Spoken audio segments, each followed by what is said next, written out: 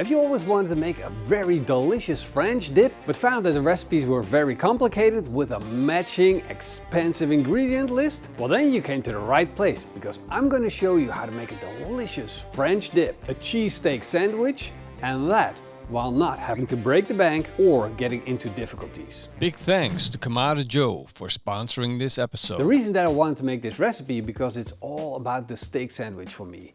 And the dip is something that goes with the steak sandwich. However, the dip has to be good. But it shouldn't be that expensive that it's even more expensive than the sandwich itself. And let's be honest, there's a lot of recipes online where chefs go overboard with ingredients, and because there's the word French in it, it justifies putting in all these expensive ingredients. Well, honestly, we don't have to put in these ingredients just to make a good dip. So let's get started, because it's just as easy as taking an onion and slicing it up into onion rings. The start of the recipe is basically the same with everyone.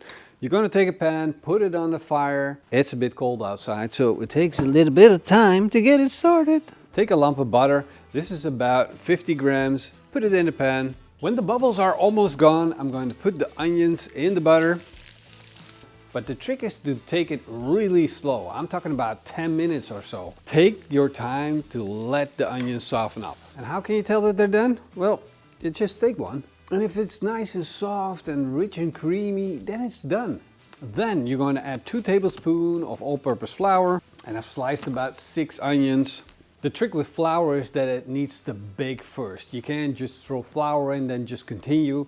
You first need to give it a little bit of time just to get from raw to be cooked. If you get a little bit of browning at the bottom of the pan, that is a big bonus. It might look like the flour is actually burning because it's becoming brown, but that brown, that is caramelization, and it's going to give flavor. I don't mean black, I'm talking about brown. Then it's time to add stock. This is a liter of beef stock, about 4 cups. Now, of course, I want to season the beef stock a little bit extra to give it that special touch that's going to make your French dip stand out.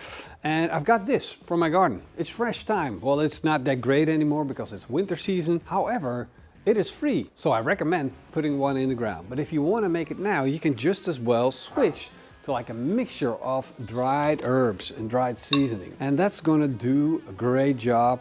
But since my time is completely free, I'm just gonna put in a little stock and about half a stalk of rosemary.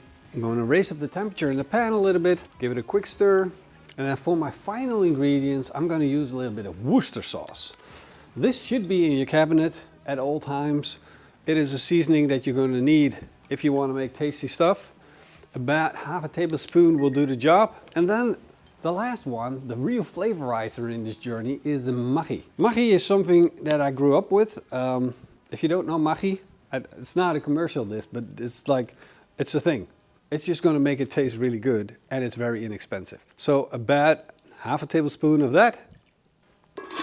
Let it simmer for about 10 minutes and then we'll check back in. Really, this is how easy making a French dip should be.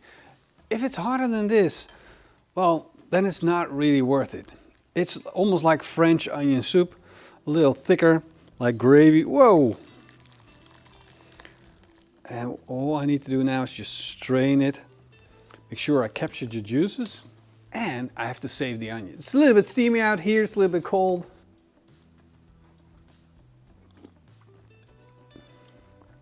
That is ridiculous. And this is what I'm talking about. It's not that hard. It took 20 minutes to make a French dip, a little bit of condiments and seasoning, and that's it. That is how easy this should be. Now, let me show you what you need to use it on.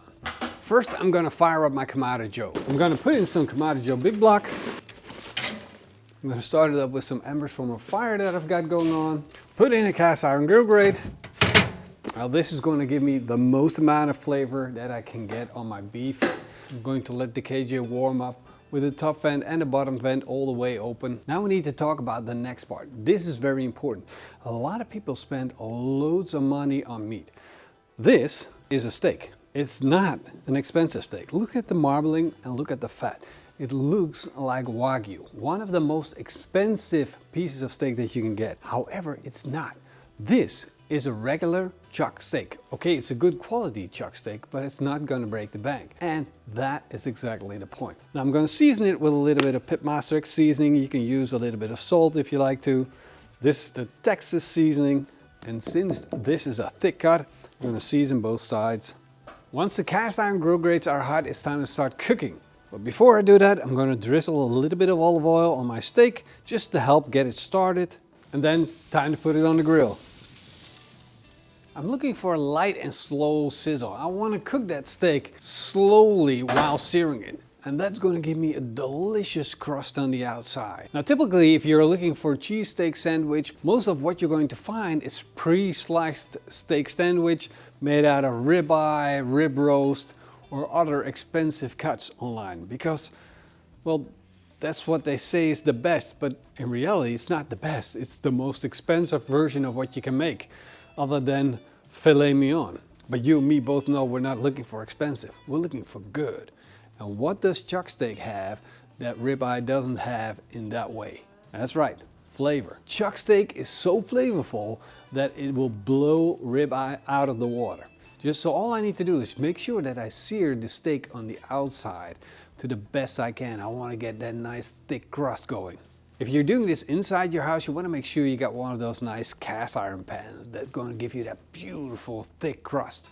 While I'm waiting for my steak to be seared, we're going to take a beautiful piece of bread, slice it up. The funny thing is that the bread maybe matters the most. You want to get like a rustic bread. Nowadays, see? That is a real bread. Bread that makes you work. I'm not gonna give it to you for free. What are you thinking, man? And you know, you don't have to make bread yourself to eat delicious bread. Just go looking for a real proper baker. You will have some beautiful, delicious, real good stuffed bread. I got some butter right here. Oh, that's ready to go. This butter is melting. Just put on that butter. Let me check the temperature. 29. It's around 30-ish degrees Celsius core temperature, so it's probably going to take another 10 minutes. And that 10 minutes is going to be perfect to build up more and more crust. So I'm just going to do the old flip, flip, and flip. So I'm just going to get that beautiful sizzle bubble going on my steak, build up a crust while going at it. So far we've got a good French dip. We got the steak, either you do it in a pan or on a barbecue. If you do it on a barbecue, it's gonna taste great with charcoal and cast iron. Of course, I've got my beautiful bread, all buttered up, ready to hit the grill too. Steak's almost done. Time to get it off the grill. When you take a steak off the fire or out of the pan, doesn't mean it stops cooking. It just means you're not adding more energy to the steak. It's real cold outside, so I'm going to cover it with a little bit of aluminum foil just to make sure that it doesn't cool down too much in the process. I'm going to slide it to the side because you and me need to talk about this, cheese. Another thing is, when you're making a cheesesteak sandwich, it's all about comfort food. Strong flavors that are just going to comfort you. Well, with cheese, something like Gruyere really does that. But if you get real authentic Gruyere, it's going to cost you a lot of money. So what you want to do is go local. Mostly they have a nice option for you where you can get like an older cheese that has a lot of flavor, but it's still rich and creamy, like this one. And remember how I saved my onions? I'm going to mix the cheese in with the onions. I'm going to grate it. You still got some of the beef juices with the onion. You're adding some of that cheese. Put it over the fire again and let it warm up slowly. Let the cheese melt. Let's check in with that steak again. All right, let's slice into this. Oh boy. Now we're going to slice this into real thin slices, just like with the cheesesteak sandwich that you normally get. And the reason that we need to do it real fine is because of the tenderness. You will experience a more tender steak. And when you're eating a sandwich, that's important. You don't want to be pulling out all the pieces and then chewing on them. It's got to be nice and enjoyable experience. It shouldn't be hard to eat. So I'm going as thin as I can go.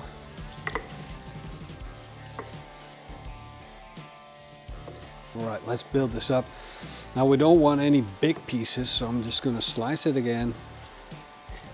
Mix it up so you get all the juices from the cutting board. And then you must agree with me that this looks better than one of those fully cooked slices of ribeye that are just cooked to pieces. This is the real stuff. This is what I want in my sandwich. I'm gonna put that steak on the sandwich. There we go. All right, on to the messy part. This is our onion and cheese sauce. Look at that. Let's put the cap on. Just gonna butter it some more on the outside. Hey, no one ever said this was gonna be healthy. And this goes back on the grill for a few minutes. Look at that. Beautiful sear marks. Beautiful looking sandwich. That looks good to me. Oh, this just fell off. I can't help, it's like, If this is affordable and easy to make, why would you do it any other way? It's just a sneak preview. We're not even to the dip part yet. Let's get to dipping, bro.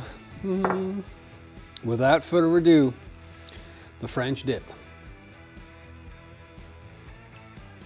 That's it. Finally, one that makes sense. Man, I don't know what to tell you. Just let me know what you think of this recipe compared to the over-expensive and overcomplicated versions of it. Can you go even cheaper and easier than this? If you have suggestions like that, just let me know down below in the comments. I'd love to hear them. We can work on this together. But for now, I just want to say cheers. See you guys in the next video.